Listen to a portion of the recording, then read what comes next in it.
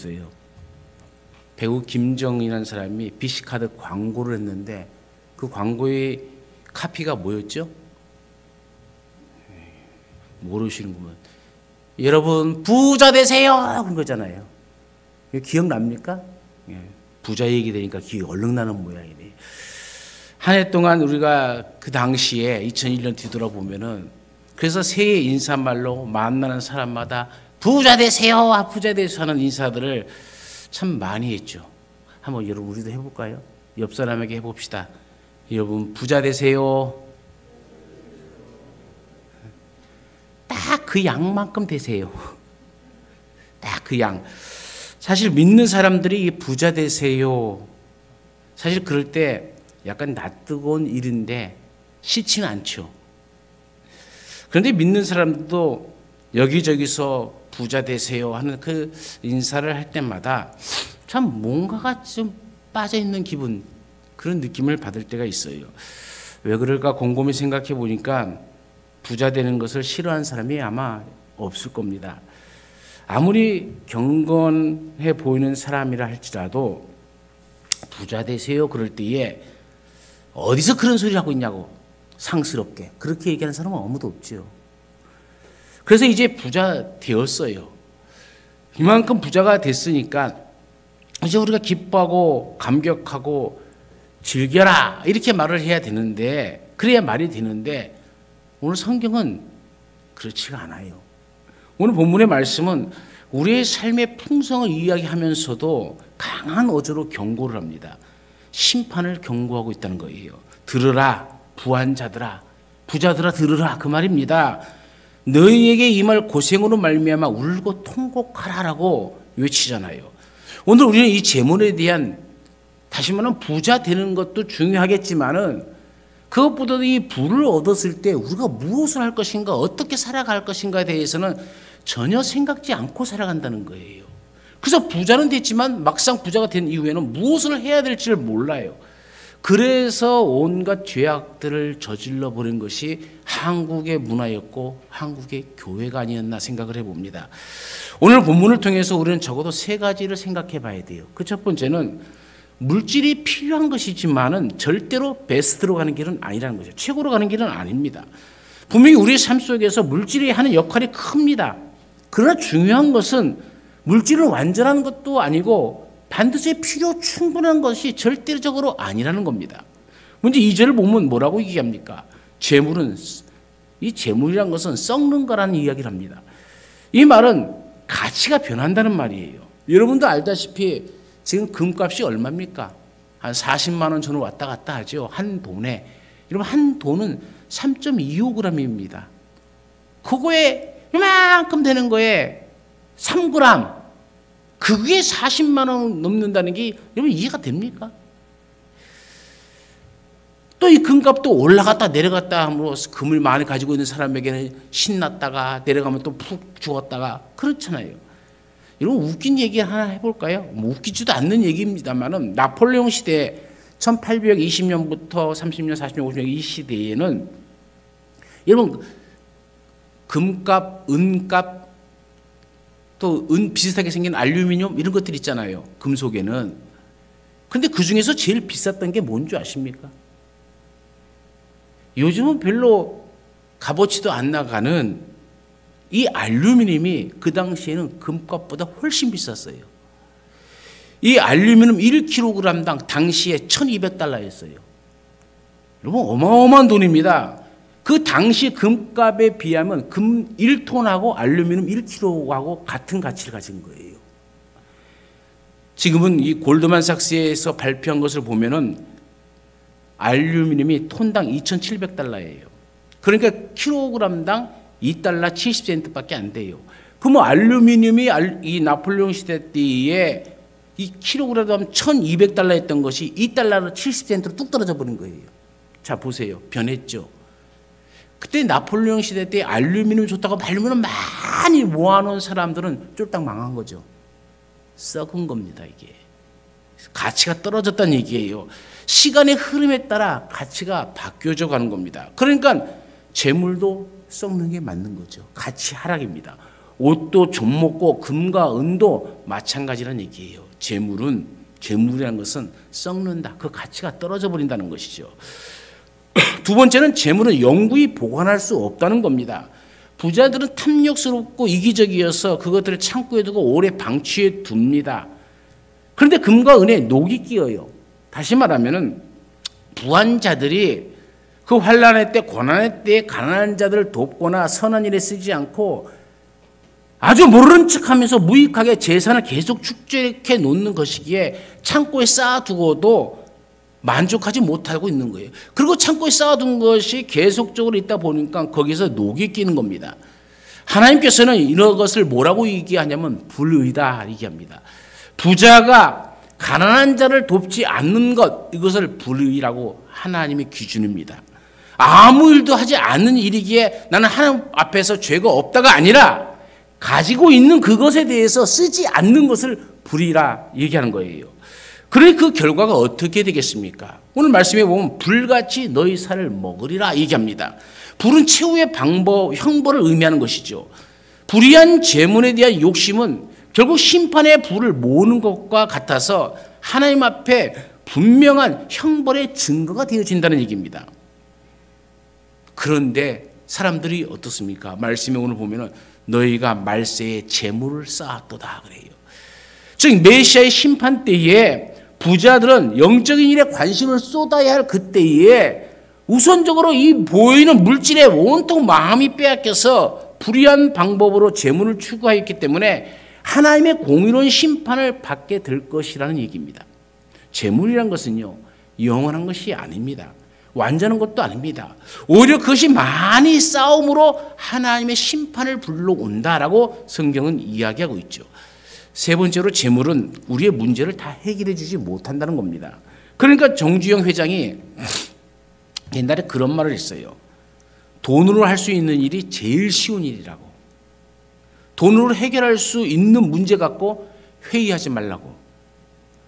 이게 무슨 말이겠습니까? 돈으로 되는 일은 제일 쉽기 때문에 그걸 회의 안 해도 된다.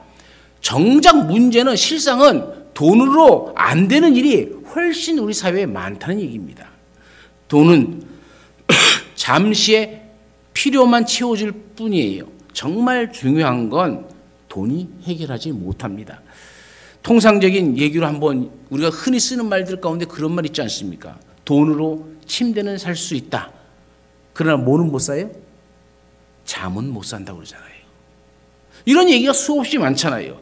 돈으로 음식은 살 수 있지만 식욕은 못 산다. 집은 사지만 행복한 가정은 못 산다. 돈으로 약은 살 수 있지만 건강은 못 산다. 돈으로 살치할 수 있지만 교양은 못 산다. 쾌락은 살 수 있지만 행복은 살 수 없다. 그러나 이 많은 말들 중에서 우리가 딱 한 가지만 더 알아뒀으면 좋겠어요. 물질은 제한적이라는 거예요. 돈이 있으면 쉽게 무엇인가 할 수 있을 다 할 수 있을 것 같은데 실제 모든 일, 모든 경영인들이 공통적으로 하는 말이 돈으로 할 수 있는 것은 80%까지 돼요. 딱 한계래요, 여기가.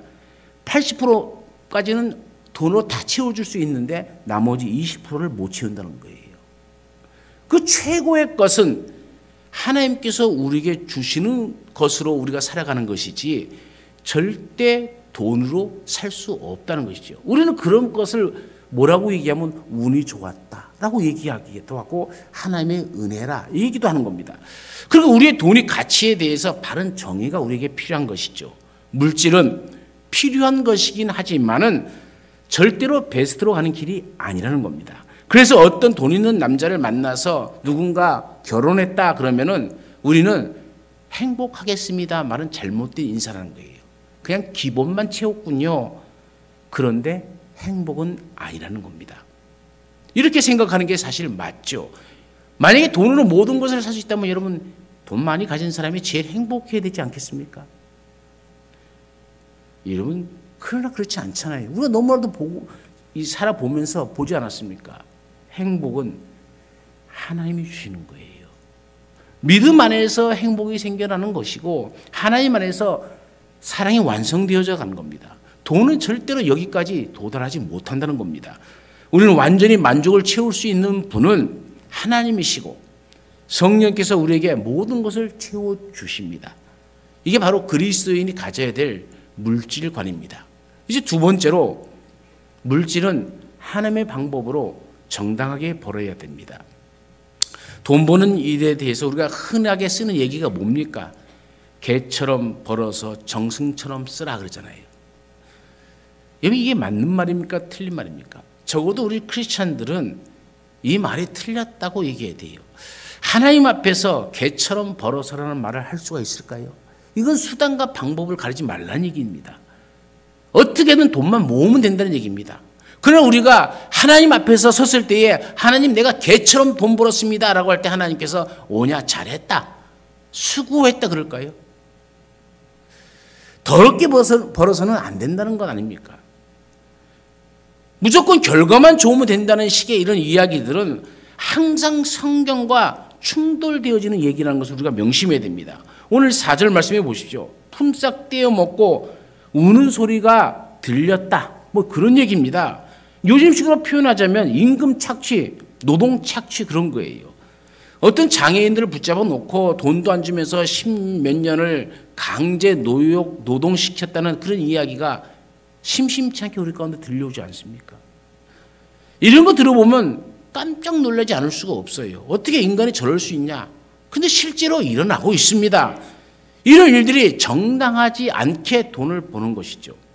성경은 불로소득을 좋아하지 않습니다.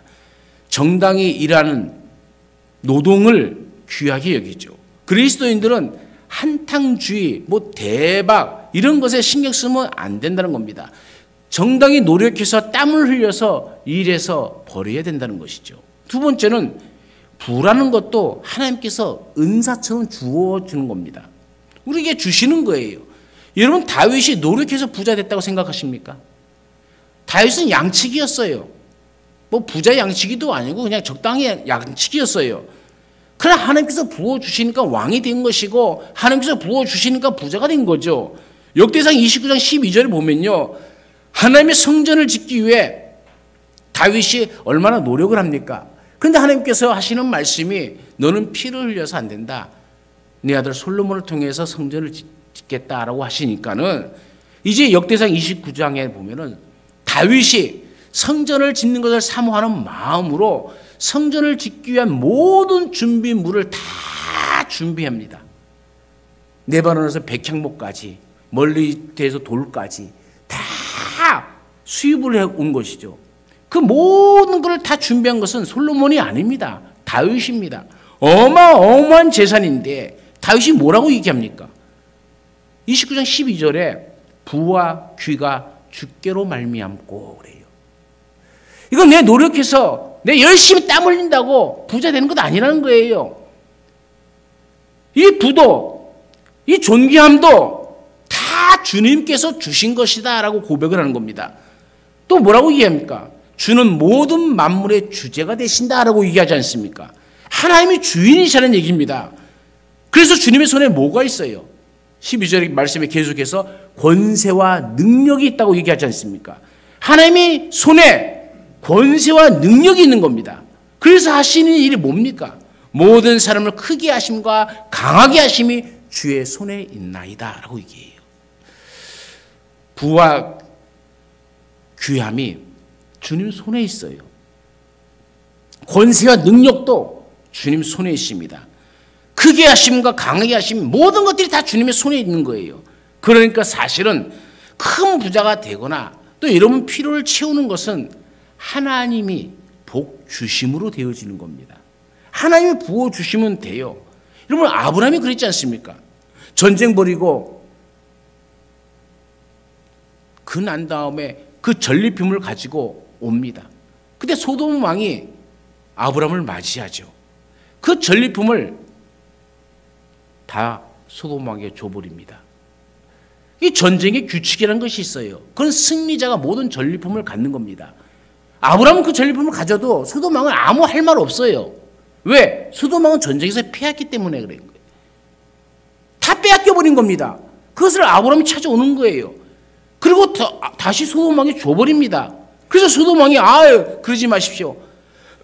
전쟁의 규칙대로 아브라함이요, 당신이 이거 다 가지십시오. 그러자 아브라함이 뭐라고 얘기합니까? 고맙습니다 하면서 홀딱 받아버립니까? 아닙니다. 안 받겠습니다 그러잖아요. 그 전리품이 여러분 얼마나 어마어마한 거겠습니까? 왜 안 받겠다고 그러는 겁니까? 아브라함의 믿음은 나는 하나님이 주신 것으로 내 부를 채우고 싶지 당신이 주는 것으로 채우고 싶지 않습니다 라는 그 얘기예요. 우리 인생도 그래야죠. 하나님이 부어주신 걸로 채워가는 인생, 그게 제일 좋은 부자입니다. 이런 부자들은 하나님 앞에 섰을 때 칭찬받을 수 있는 자가 되어지는 것이죠. 그런데 우리는 이 부에 죄가 막 들어가요. 웃긴 얘기입니다만은 맨하탄에 있는 부자 10명에게 기자가 장난삼아 이메일을 보냈다고 그러죠. 야, 들통났다. 다 도망가라.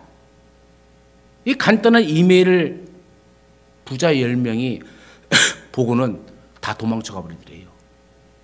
여러분, 들통났다. 도망쳐라. 무엇이 들통났는지도 모르고 무엇이 어떻게 되는지 몰라요. 근데 그 한마디에 10명의 부자들이 다 도망가 버렸다면 그들이 축적해 놓은 부가 옳은 것이겠습니까? 옳지 않은 것이겠습니까?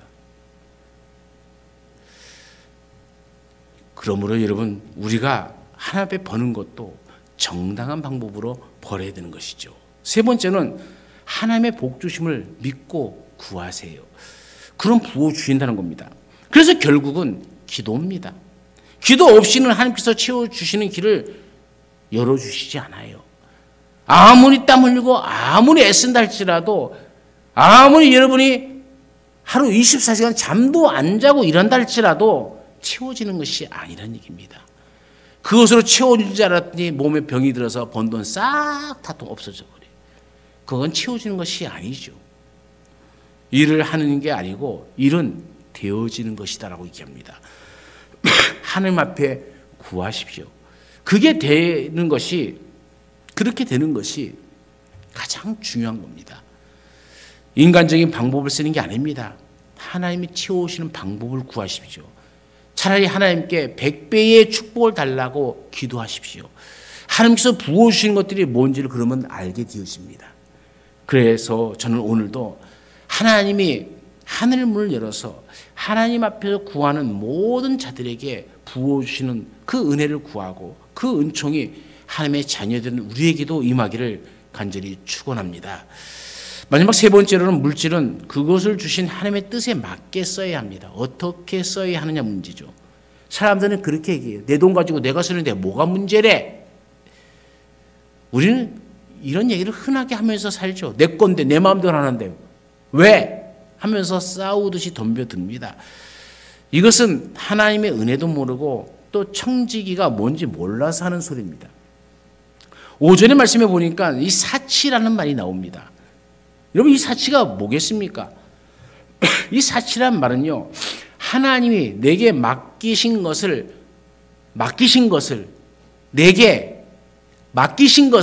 내가 내 마음대로 써버리는 거예요. 예를 들어서 오늘 여러분 가운데 지금 조금 20명 조금 넘는 인원이 예배 드리고 있는데 예를 드리는 겁니다. 달란트를 한 달란트씩 다 주면서 이거 나눠 가지라 그러면은 받는 사람이 나눠서 써야 될 것 아니에요.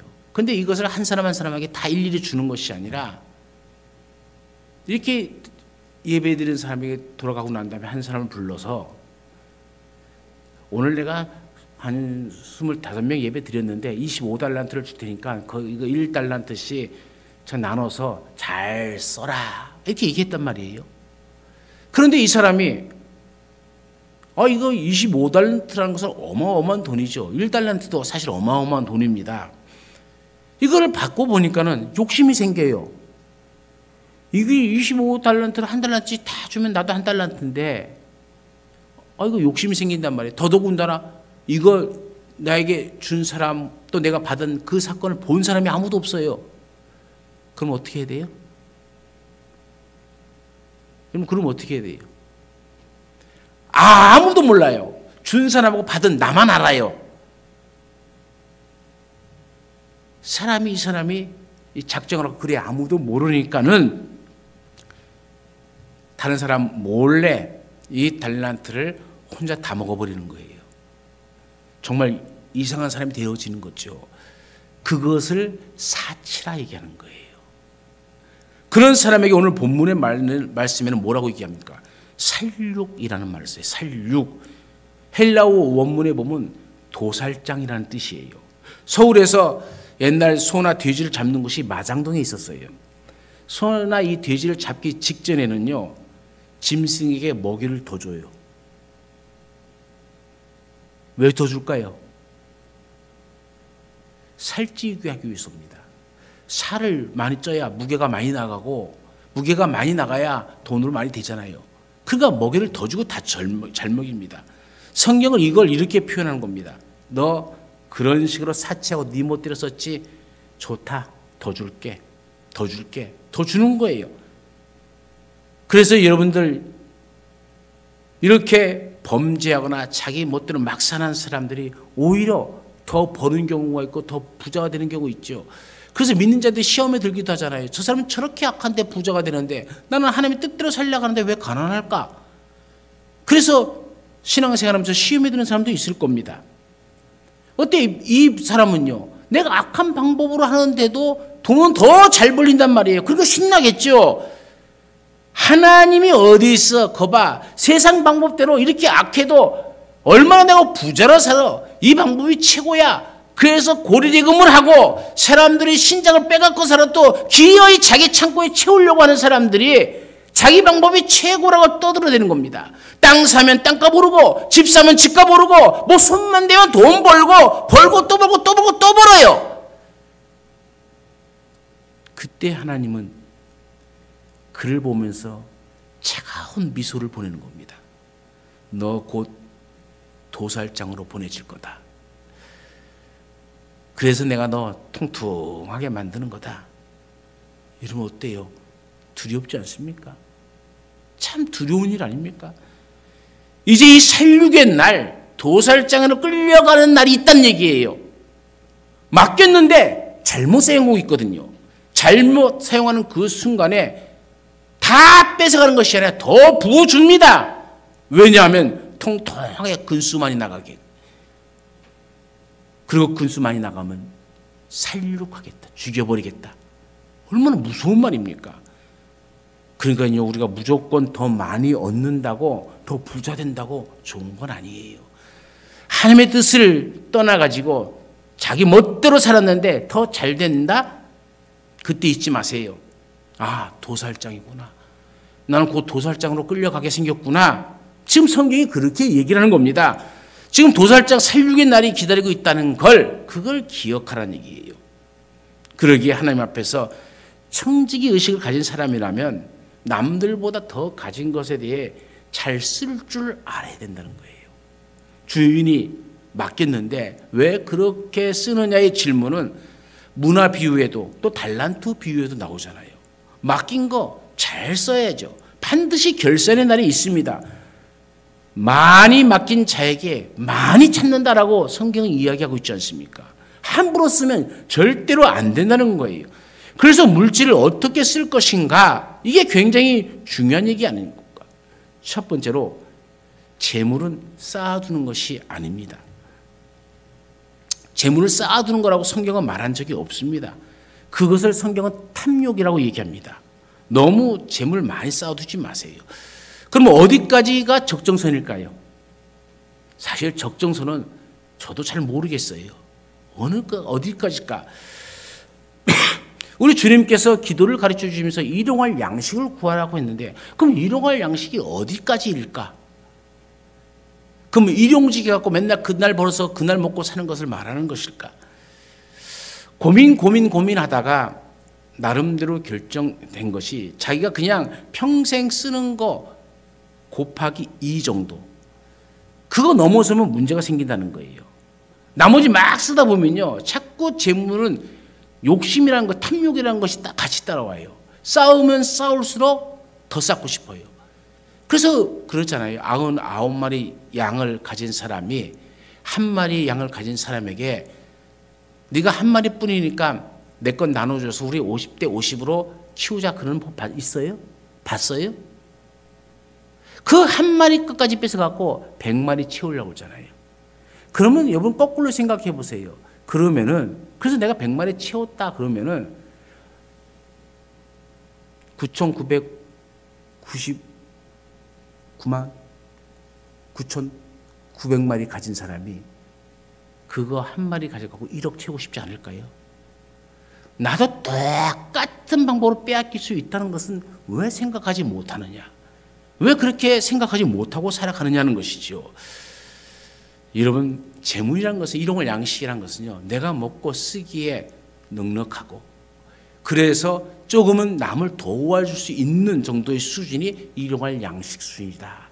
하나님 앞에 헌금하고 남을 좀 도와줄 수 있는 형편, 그러면 자족하셔야 돼요.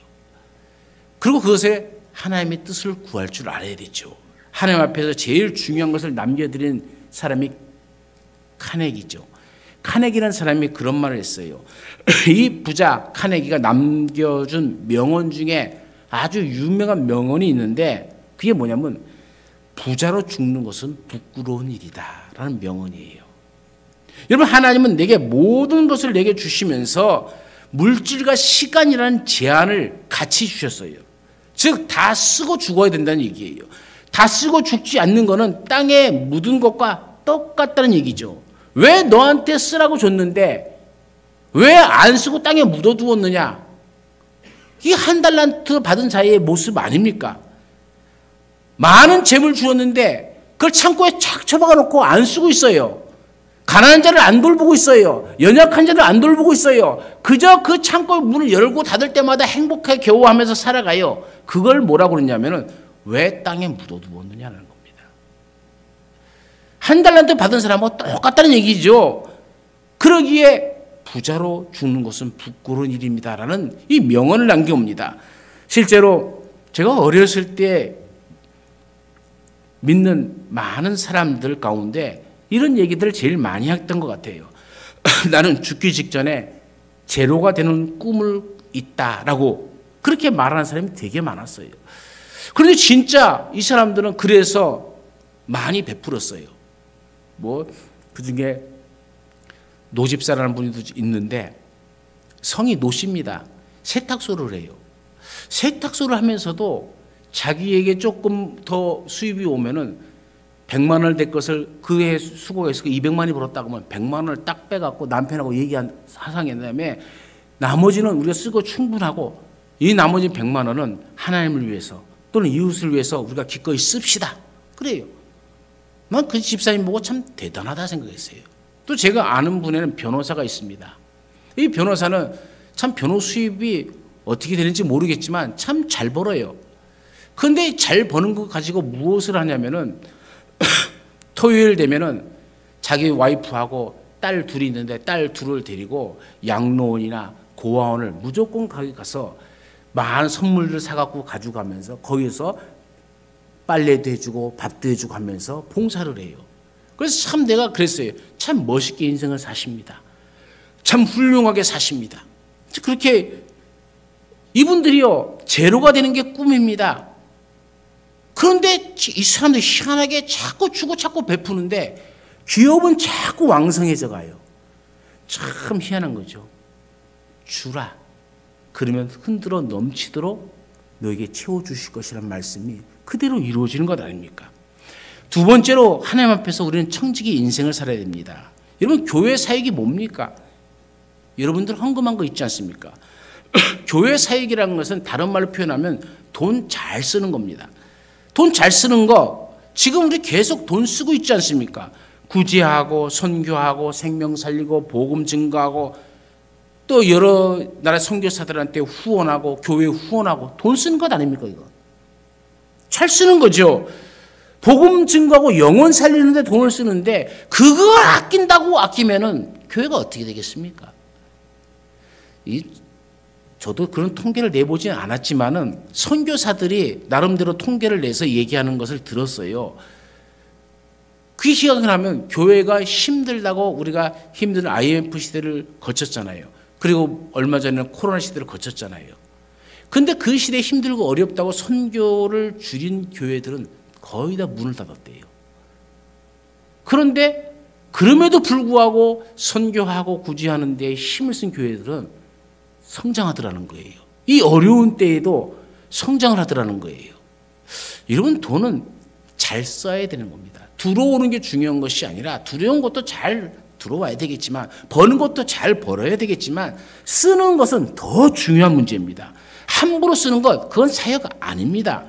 우리가 하나님 앞에서 그런 사역 잘 쓰임받는 그런 종들이 되어야 되죠. 가정에서나 교회에서나 사회에서나 마찬가지 아닙니까?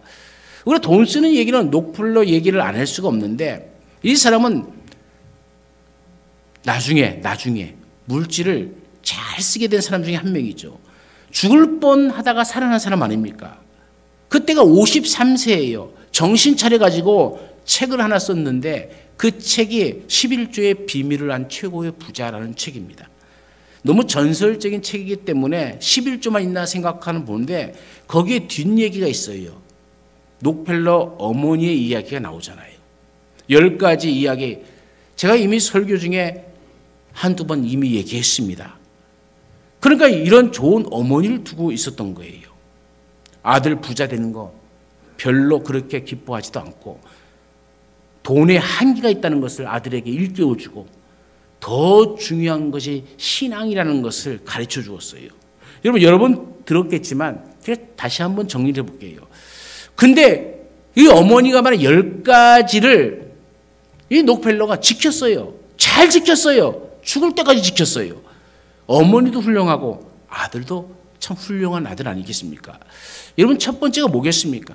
이 첫 번째는요, 록펠러 아버지가 바람났어요. 딴 여자한테 가버렸어요. 그러니까 이 가정이 좋은 가정이 아니겠죠. 그러니까 아버지가 없잖아요. 그래서 그 어머니가 아들에게 하나님을 친아버지로 여겨라 그랬어요. 아버지 없어도 괜찮아요. 하나님을 아버지로 여겨라. 그래서 록펠러는 아버지 얘기가 없어요. 하나님 아버지 얘기가 있지. 그러니까 상실이 더 좋은 걸로 채워지는 것을 보여준 것이 록펠러입니다. 그것이 어머니의 지혜였어요. 두 번째로 제가 제일 좋아하는 말씀인데 하나님 다음으로 목사님을 섬겨라. 아멘도 안 하잖아요. 여러분 그렇잖아요. 여러분들 지금 속으로 비웃고 있을지도 모르죠. 근데 그렇게 하는 게 두 번째 계명이에요. 근데 사실 이것도 따지고 보면 신앙 얘기 아닙니까? 세 번째는 주일 예배는 반드시 본교에서 드려라. 1번도 하나님, 두 번째도 하나님, 세 번째도 하나님이에요. 오직 하나님이에요.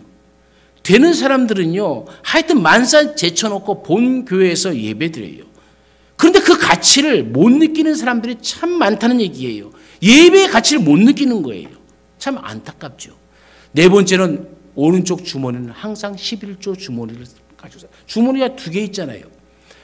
왼쪽에는 네 것, 오른쪽에는 11조. 이러면 이 두 주머니에 어느 쪽이 더 많이 채워질까요? 생각해 보셨어요? 내가 11조를 10만 원을 했다면 왼쪽 주머니에는 90만 원 있겠죠. 그러니까 내가 오른쪽 주머니를 더 채워갈수록 왼쪽 주머니는 더 많아지는 거예요. 이 비밀을 안 거예요. 그래서 죽을 때까지 그는 성실하게 이 일을 행합니다. 다섯 번째는 아무도 원수를 만들지 말아라. 여섯 번째는 새벽에 기도하라. 일곱 번째는 잠자기 전에 기도하라. 여덟 번째는 아침에는 성경을 읽어라. 아침에 성경을 읽으라 왜 말합니까?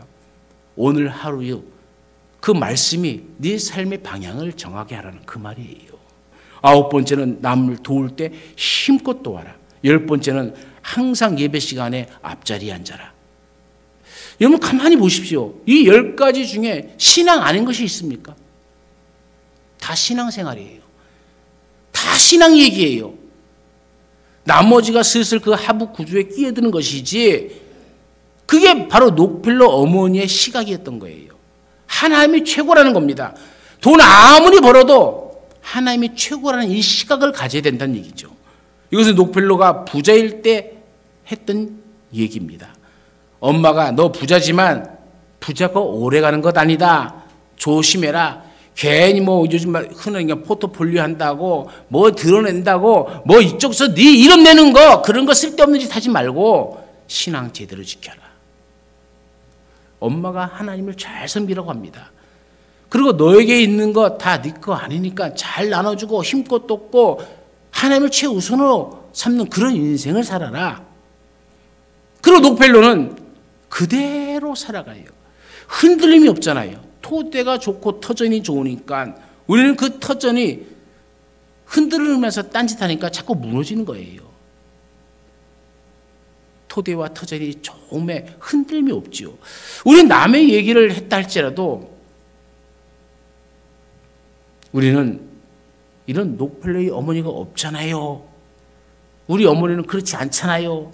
우리 어머니는 새벽 기도도 안 하고 맨날 주무시고 우리 어머니는 그렇게 살지 못하잖아요. 맨날 무엇을 사주면 좋아하고 야 이거보다 더 좋은 곳 있는데 하면 그렇게 우리 어머니는 그러잖아요. 그죠? 우리 어머니 얘기가 아니잖아요. 이렇게 얘기할 분 있을지 모르겠습니다만은 그냥 여러분 일반적인 어머니 그 어머니들은 맨날 그 여행 다니고 뭐 갯돈 붓고 다니고 뭐 그러잖아요. 그러면 싸우지 마세요. 싸울 필요 없어요. 그냥 록펠러의 어머니를 나의 어머니처럼 모시고 그 얘기를 내게 주는 말씀으로 여기고 나도 그렇게 살아야겠다 결단하고 살아가면 되는 거예요. 여러분 핵심이 뭡니까? 록펠러의 어머니가 록펠러에게 한 핵심이 뭡니까? 중요한 것은 너는 하나님의 청지기로 살아라 그 얘기예요. 네 거 아니다라는 얘기입니다. 하나님이 너에게 맡긴 거라는 얘기입니다. 그게 청지기예요. 하나님의 청지기, 하나님의 종으로 살아라. 돈은 네가 벌었다고 네 마음대로 쓰는 게 아니다. 청지기 정신을 가지고 하나님이 기뻐하시는데 바르게 써야져야 된다. 여러분 한 해를 뒤돌아보면서 여러분 신용카드 있죠? 아니면 농협에 계좌가 있죠? 아니면 다른 은행이 있든지 한번 그 계좌를 한번 다 조사를 한번 보세요.